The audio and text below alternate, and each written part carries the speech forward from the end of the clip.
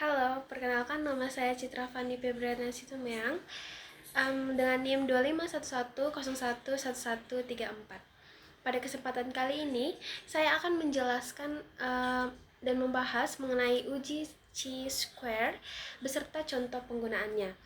Nah, uji square merupakan salah satu metode statistik non-parametrik yang digunakan untuk menganalisis data berbentuk kategori atau data nominal.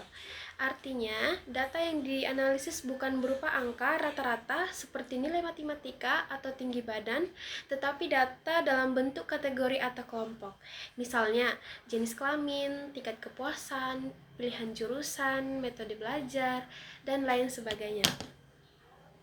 Secara umum, tujuan uji chi-square adalah untuk mengetahui apakah terdapat hubungan, perbedaan, atau kesesuaian distribusi data dalam suatu penelitian. Nah, uji chi-square sering digunakan dalam penelitian pendidikan, kesehatan, ekonomi, maupun sosial karena metode ini cocok digunakan pada data berbentuk kategori. Nah, salah satu jenis yang paling sering digunakan adalah uji independensi chi-square atau chi-square independence. Uji ini digunakan untuk mengetahui apakah terdapat hubungan antara dua variabel kategorik. Sebelum menggunakannya, uji chi-square terdapat beberapa asumsi dan syarat yang harus dipenuhi. Nah, berdasarkan materi pada statistik, asumsi pertama adalah kedua variabel harus diukur dalam skala nominal atau ordinal. Artinya, data harus terbentuk kategori, misalnya laki-laki dan perempuan, puas dan tidak puas, atau tinggi dan rendah. Nah, asumsi yang kedua yaitu kedua variabel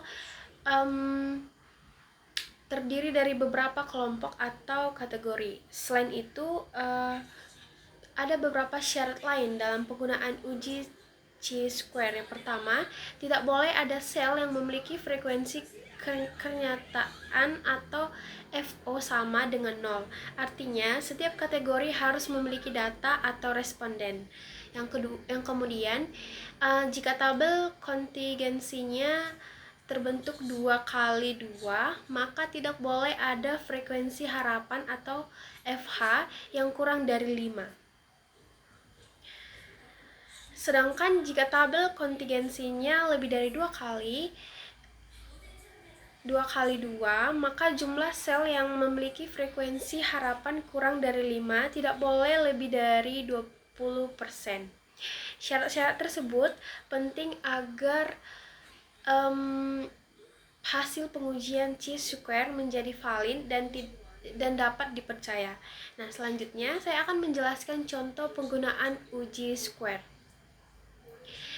Ya, contohnya saya ambil dalam bidang pendidikan, yaitu seorang peneliti ingin mengetahui apakah terdapat hubungan antara jenis kelamin mahasiswa dengan metode belajar yang disukai, yaitu daring atau tatap muka.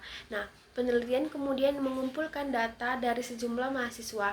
Nah, data yang dicatat adalah kategori jenis kelamin, misalnya laki-laki dan perempuan, serta metode belajar yang dipilih. Nah, kedua variabel terbentuk kategori, maka analisis yang digunakan adalah uji chi-square. Nah, jika hasil pengujian menunjukkan hubungan yang signifikan, maka dapat disimpulkan bahwa jenis kelamin berkaitan dengan metode belajar yang disukai. Namun, jika tidak terdapat hubungan signifikan, maka kedua variabel dianggap saling tidak berhubungan atau independen. Nah, contoh kedua yaitu dalam bidang bimbingan dan konseling. Nah, guru BK ingin mengetahui apakah terdapat hubungan antara tinggi dan rendah, kemudian konsentrasi belajar siswa yang juga dibagi menjadi kategori baik dan kurang. Setelah data dikumpulkan, dilakukan uji chi-square untuk melihat apakah terdapat hubungan antara penggunaan gadget dengan konsentrasi belajar. Nah, jika hasil pengujian signifikan, maka dapat disimpulkan bahwa penggunaan gadget memiliki hubungan dengan konsentrasi belajar siswa. Selain bidang pendidikan, uji square juga banyak digunakan di bidang kesehatan. Contohnya untuk mengetahui antara kebiasaan merokok dan penyakit paru-paru. Penelitian juga dapat membandingkan kelompok perokok dan non-perokok dengan kategori kondisi kesehatan paru-paru. Kemudian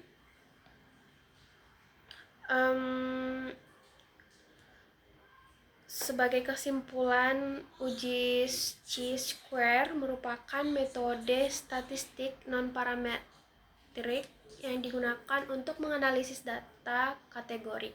Uji ini digunakan untuk mengetahui hubungan perbedaan atau kesesuaian distribusi data. Dalam penggunaannya, peneliti harus memperhatikan asumsi dan syarat uji chi-square agar hasil penelitiannya valid dan akurat. Demikian penjelasan mengenai uji square beserta contoh penggunaannya. Saya ucapkan terima kasih.